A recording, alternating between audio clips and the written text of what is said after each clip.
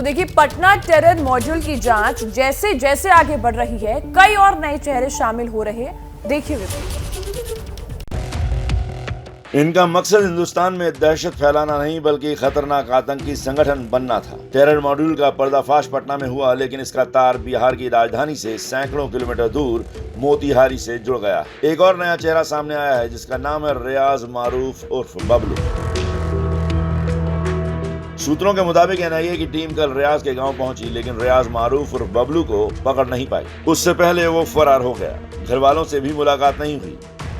रियाज एक training camp चलाता था। कैंप में मुस्लिम युवकों की भर्ती की जाती थी। मुस्लिम युवकों को पीएफआई से जोड़ना था। समाज सेवा के जरिए मुस्लिम युवकों तक पहुंचता था। बिहार में 2024 पीएफआई के विस्तार की विशेष जिम्मेदारी भी दी गई थी। मुस्लिम पाठशालाओं में रियाज कार्यक्रम का आयोजन करता था, जिसके बैनर पोस्टर भी लगाए जाते थे। रियाज के कैंप में मुस्लिम युवकों को नफरत फैलाने की विशेष ट्रेनिंग दी जाती थी। साथ में लाठी डंडे चलाना भी सिखाया जाता था। मकसद था पीएम मोदी के कार्यक्रम में दहशत फैलाना। इस काम के लिए अतहर और जलालुद्दीन के साथ रियाज को भी विशेष जिम्मेदारी दी गई। तो पटना में देश विरोधी साजिश के आरोप में गिरफ्तार आतंकियों से पूछताछ जारी है। इस बीच एबीपी न्यूज की टीम पटना में उस जगह पहुंची जहां चुपचाप तालीम के नाम पर युवाओं को देश के खिलाफ जिहाद की ट्रेनिंग दी जा रही थी। देखिए हमारे संवाददाता शशांक कुमार की ये एक्सक्लूसिव रिपोर्ट। तमिलनाडु, केरला, झारखंड और वेस्ट बंगाल से लोग यहाँ होने को आते थे और 6 और 7 जुलाई को भी मार्शल आर्ट के नाम पर लोगों की आर्म्स ट्रेनिंग कराई गई, तलवार और चाकू की। पटना के फुलवारी शरीफ में पीएफआई के टेरर ट्रेनिंग सेंटर के भंडाफोड़ के बाद रोज चौंकाने वाले खुलासे हो रहे हैं। ताजा खुलासा यह है कि 12 जुलाई को पीएम मोदी के पटना दौरे से करीब 6 दिन पहले 12 लोग युवाओं को टेरर ट्रेनिंग देने के लिए पटना बुलाए गए थे। इन 12 लोगों में कुछ पटना के फुलवारी शरीफ के इस मकान में ठहरे थे, तो कुछ ने यहाँ से 10 किलोमीटर दूर दानापुर के खगौल में अपना ठिकाना बनाया था।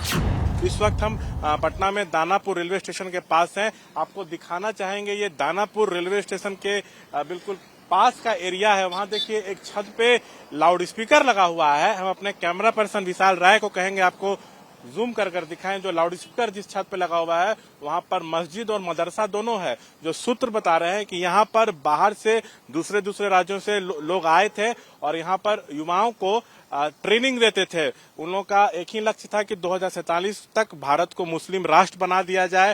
वो लोग चाहते थे कि हिंदू मुस्लिम के बीच में तनाव पैदा हो। पुलिस जांच में ये सब बात सामने आया था और इसके लिए वो लोग युवाओं को यहाँ पर ट्रेनिंग देते थे। खगोल के इस जामा मक्का मस्जिद में एक मदरसा भी चलता है।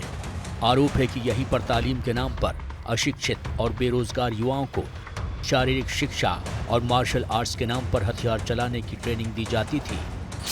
जो 11 तारीख को छापेमारी में पुलिस को दस्तावेज मिले हैं, उसमें कुछ आपत्तिजनक दस्तावेज थे। ये भी पता चला कि ये लोग पीएफआई, एसडीपीआई से जुड़े हुए हैं। 2047 तक भारत को मुस्लिम राष्ट्र बनाना चाहते थे। तो उनके पास से इसका एक डॉक्यूमेंट भी बरामद हुआ था। तो देश विरोधी गतिविधियां जो है इस तरह के सेंटर्स पे चलती थी। यहीं पर अशिक्षित युवाओं को जो है ब्रेन वॉश करके हथियार चलाने का ट्रेनिंग दिया जाता था। मार्शल आर्ट के नाम पर यहाँ पर गलत ट्रेनिंग दी जाती थी। ये वही एरिया है जो हम आपको दिखा रहे हैं तस्वीर में। लगभग 2 कट्ठे के प्लॉट पर यह बना हुआ है। नीचे कैंपस में यहाँ पर ट्रेनिंग देने का काम जो है वो किया जाता था। हालांकि मदरसे के मौलवी तबारक करीम इन आरोपों से साफ इनकार कर रहे हैं। सर यहाँ पे तो कोई नहीं रुके हैं, ना कोई आए ना किसी को देखे। यहाँ पे ऐसी बात नहीं है। यहाँ पे तालीम दी जाती है।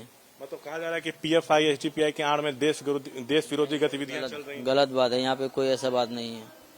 कोई यहाँ पे आया ही नहीं सर। ना कोई रुका है यहाँ? ना कोई रुका यहाँ पे। अच्छा, कितने दिन से आप हैं यहाँ पे? हम 4 साल से हैं। आपको बता दें, 11 जुलाई की शाम को फुलवारी शरीफ के अहमद पैलेस से मोहम्मद जलालुद्दीन, अतहर परवेज के बाद इस टेरर मॉड्यूल के खौफनाक इरादों के खुलासा हुआ था।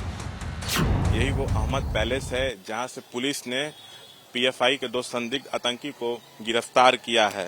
जो जानकारी मिल रही है उसके मुताबिक यहाँ पे मुस्लिम राष्ट्र बनाने की भारत को साजिश हो रही थी। इन लोगों के पास से पुलिस को कुछ दस्तावेज भी मिले हैं जिसमें लिखा हुआ है कि 2047 तक भारत को मुस्लिम राष्ट्र बनाया जाएगा। इनके ठिकाने से पीएफआई के बैनर, पोस्टर, झंडे और अतहर परवेज के नाम जारी की गई एक ट्रॉफी भी मिली।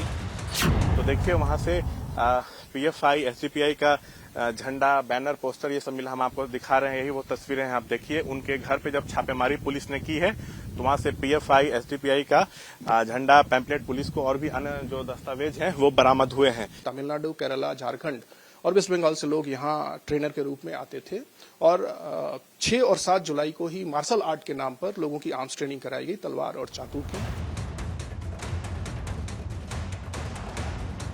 पुलिस के मुताबिक इस टेरर मॉड्यूल का सबसे बड़ा मकसद है भारत को मुस्लिम राष्ट्र बनाना, जिसका ब्यौरा दर्ज है इस दस्तावेज में।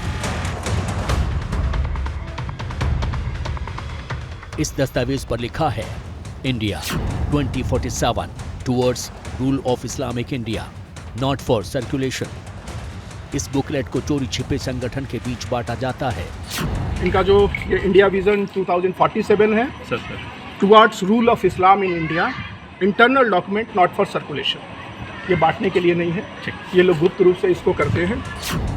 जब्त दस्तावेज में आतंकी मॉड्यूल का एक एक प्लान दर्ज है और उसे कैसे अंजाम दिया जाना है ये भी लिखा है।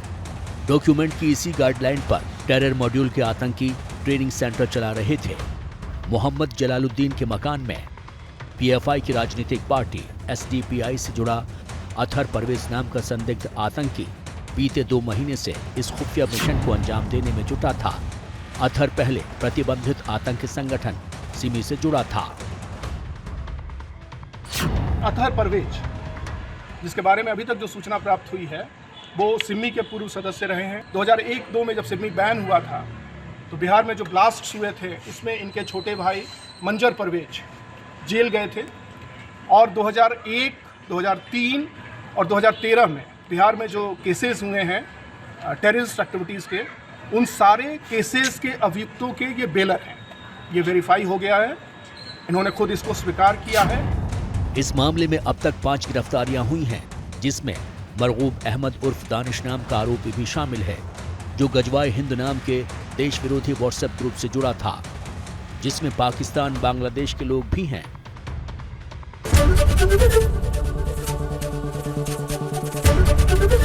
ABP न्यूज आपको रखे आगे।